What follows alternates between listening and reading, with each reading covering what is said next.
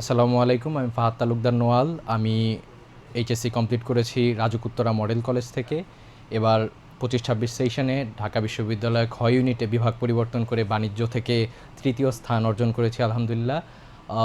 তো এই জার্নিতে ফার্স্টের থেকেই অবশ্যই মূল বইয়ের কোনো বিকল্প নেই, তবে মূল বইয়ের পাশাপাশি যে বইটা সবথেকে বেশি হেল্প করেছে আমাকে সেটা হচ্ছে বাংলা স্বপ্নসিঁড়ি।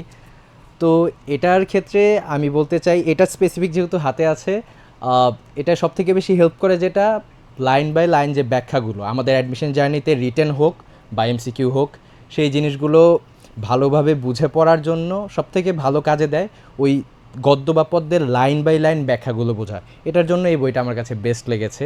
এছাড়াও জিকে প্যানাশিয়া বা অন্যান্য ভোকাবুলারি যে সিরিজের বইগুলো আছে সেগুলো আলহামদুলিল্লাহ আমার কাছে অনেক ভালো লেগেছে।